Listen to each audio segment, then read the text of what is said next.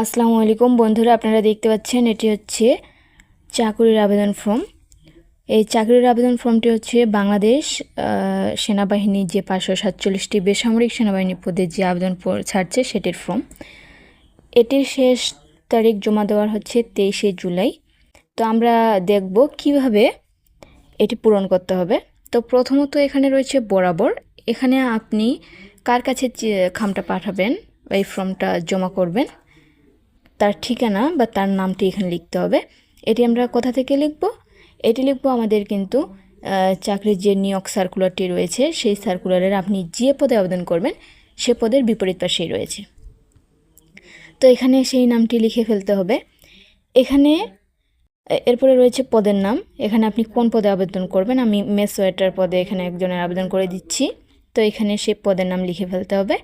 এরপর বিজ্ঞপ্তি নম্বর, এখানে ISPR/সেনা/486 এবং এই বিজ্ঞপ্তিটি কত তারিখে জারি করা হয়েছিল সেই দিন অর্থাৎ তারিখ, এখানে মাস এবং এখানে বছর।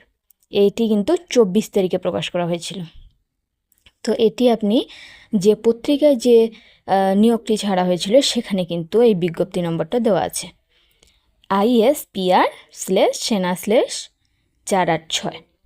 এরপরে 3 নম্বরে এখানে রয়েছে প্রার্থীর নাম, বাংলায় এখানে লিখতে হবে, ইংরেজিতে বড় অক্ষরে সব অক্ষরগুলো লিখতে হবে। এরপরে রয়েছে জাতীয় পরিচয় নম্বর, এখানে জাতীয় পরিচয় নম্বর যদি আপনার থাকে তাহলে জাতীয় পরিচয় নম্বর দিয়ে দেবেন। এরপর রয়েছে জন্ম নিবন্ধন নম্বর, যাদের জন্ম নিবন্ধন নম্বর এবং জাতীয় পরিচয়পত্র দুটোই রয়েছে আপনারা দুটি নাম্বারই দিয়ে দেবেন। এরপরে জন্ম তারিখ, এখানে অবশ্যই তারিখ দিতে হবে, তারপর মাস, তারপরে বছর এবং বিজ্ঞপ্তিতে উল্লিখিত তারিখের প্রার্থীর বয়স। বিজ্ঞপ্তিতে যে তারিখ দেওয়া আছে সেই তারিখের মধ্যে আপনার কত বছর বয়স চলতেছে সেই বছর, মাস এবং দিনটি এখানে উল্লেখ করতে হবে। এরপরে আমরা দেখব 8 নম্বরে রয়েছে মাতার নাম, এখানে মাতার নাম লিখতে হবে। 9 নম্বরে পিতার নাম লিখতে হবে। এরপরে ঠিকানা, আপনার ঠিকানা লিখতে হবে, বাসা ও সড়ক নাম্বার, এখানে বর্তমান ঠিকানা এবং এখানে স্থায়ী ঠিকানা। দুটো যদি একই হয় তাহলে দুটো জায়গায় একই লিখবেন। এরপরে গ্রাম, ইউনিয়ন, 10 নম্বরে ডাকঘর, পোস্ট কোড নাম্বার, উপজেলা, জেলা, এগুলো সবগুলো পূরণ করে ফেলবেন। এরপরে 11 নম্বর রয়েছে এখানে যোগাযোগ অর্থাৎ মোবাইল নাম্বার এখানে লিখতে হবে, যদি ইমেল থাকে তাহলে দেবেন। এরপরে 12 নম্বরে রয়েছে জাতীয়তা, জাতীয়তা আপনার কি বাংলাদেশি, অবশ্যই বাংলাদেশের সকল নাগরিকগণই কেবল আবেদন করতে পারবে এখানে। 13 নম্বরে রয়েছে জেন্ডার, এখানে নারী পুরুষ জেন্ডার দিয়ে দেবেন। এরপরে 14 নম্বরে রয়েছে ধর্ম, আমি ইসলাম দিয়ে দিয়েছি এখানে। এরপরে 15 নম্বরে রয়েছে পেশা, অবশ্যই আপনার এখানে পেশা যদি না থাকে লিখে দেবেন যে নাই।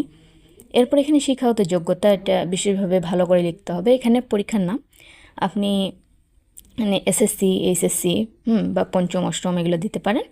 এবং এখানে বিষয় কোন বিষয়, বিজ্ঞান নাকি মানবিক নাকি ব্যবসা বাণিজ্য। হ্যাঁ, এরপরে শিক্ষা প্রতিষ্ঠান, এখানে কোন শিক্ষা প্রতিষ্ঠান থেকে পাশ করছেন, পাশের সন, বোর্ড এবং গ্রেড এখানে লিখে ফেলবেন।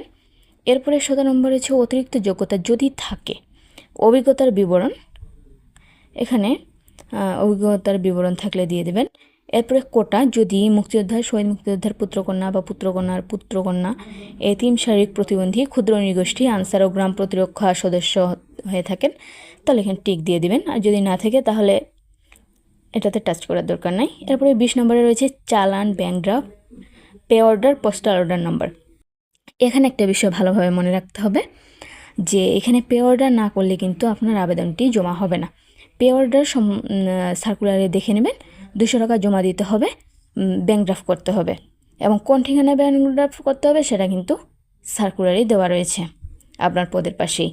তো এখানে ব্যাংক ড্রাফট 200 টাকা করতে হবে এবং সেখানে যে কোড থাকবে সেই কোডটি এখানে লিখতে হবে এবং কত তারিখে আপনি ব্যাংক ড্রাফট করতেছেন সেই তারিখটা এখানে উল্লেখ করতে হবে। এরপর বিভাগীয় প্রার্থী কিনা এখানে প্রযোজ্য নয় দিতে পারেন। এরপরে এখানে আপনি কত তারিখে ফর্মটি জমা দেবেন সেই তারিখটি এখানে লিখে দেবেন এবং এখানে অবশ্যই প্রার্থীর স্বাক্ষর দিয়ে দেবেন। তো এই বিষয়ে যদি আপনাদের আর কোনো কিছু জানার থাকে তাহলে অবশ্যই কমেন্টে জানাবেন এবং যদি আমাদের চ্যানেলে নতুন হয়ে থাকেন তাহলে চ্যানেলটি সাবস্ক্রাইব করে পাশেই থাকবেন।